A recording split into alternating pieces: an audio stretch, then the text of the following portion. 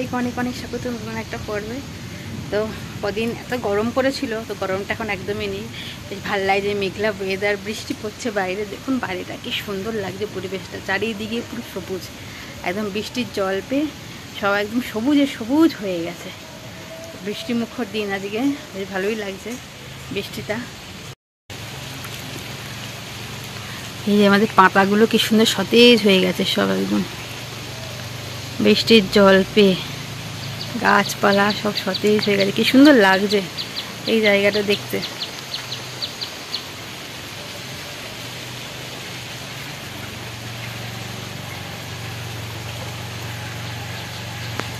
তো রান্না বান্না চলছে, এখনো শুরু করে দিয়েছি রান্না। দুপুর 12টা মতন বাজে এখন।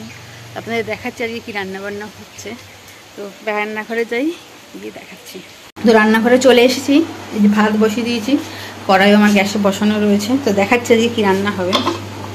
যে এখানে রয়েছে খাসির মাংসের মেটে, আর যেটাকে পায়া বা টেংরি বলে, আর এটা হলো চর্বি। তো আজকে এটাই রান্না হবে। তো আজকে পায়াটাকে আর মেটেটাকে আমি সেদ্ধ করে নিয়েছি, যেহেতু পরিমাণে কম আছে আমি সেদ্ধ করে নিয়েছি। অন্যদিন আমি সেদ্ধ করি না, একবারে কষিয়ে যেমন মাংস রান্না করি খাসির মাংস সেভাবে সিটি মেরে নিই। এখানে রেখেছি পেঁয়াজ কুচি করে, এখানে আছে আদা রসুন পাকা লঙ্কা কাঁচা লঙ্কা বাটা, ধনে জিরে সব বাটা রয়েছে।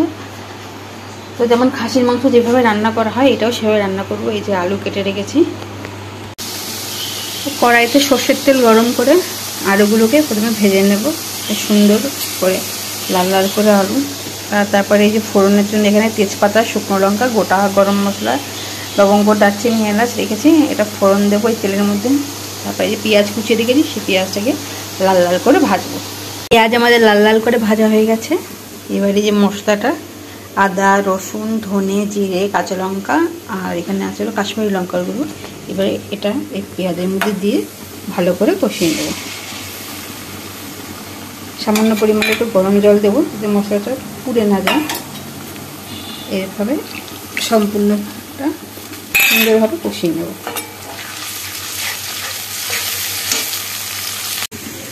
আমাদের মশলা সম্পূর্ণ কষে গেছে। এই যে দেখুন তেল ছাড়ছে, তেল ছেড়ে দিয়েছে পুরো মশলা থেকে। এবার এর মধ্যে ভেজে রাখা আলু, সেদ্ধ করে রাখা পায়া আর মেটেটা দিয়ে দেবো। যেহেতু এটা সেদ্ধ করা মেটে আর পায়াটা, তাই আমি আলুটা একসঙ্গে দিয়েই ভালো করে কষিয়ে জল ঢেলে দেবো। নাহলে কিন্তু আমি এখন আলু দিতাম না, আলুটা আমি লাস্টে দিতাম এই চর্বির সাথে। চর্বিটা এখন দেবো না, চর্বিটা লাস্টে দেবো।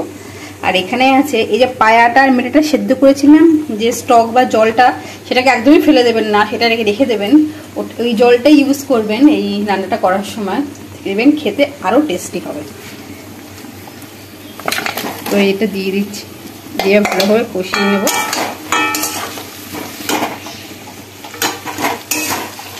আর ওইদিকে আমার ভাতও প্রায় হয়ে এসছে, কালারটা যে কি সুন্দর এসছে।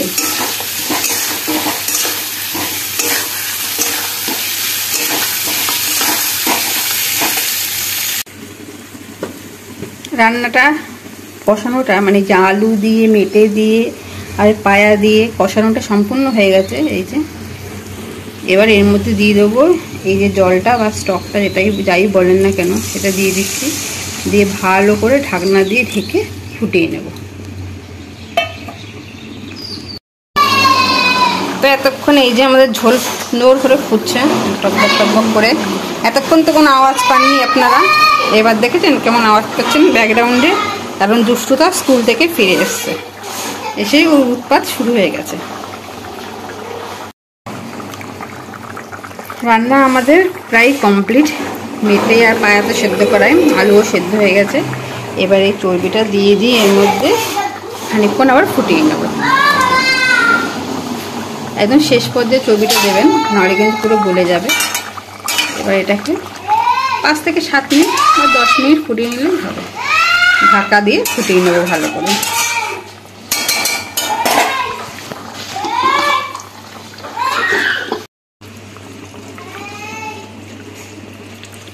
তো আমাদের মাটনের মেটে চর্বি আর পায়া রান্না কিন্তু একদম কমপ্লিট। কালারটা কি সুন্দর হয়েছে দেখুন। আমি উপর দিয়ে একটু গরম মশলা গুঁড়ো ছিটিয়ে দিয়েছি, দিয়ে এবার এটাকে 2 মিনিটের জন্য এভাবে ঢেকে রাখবো।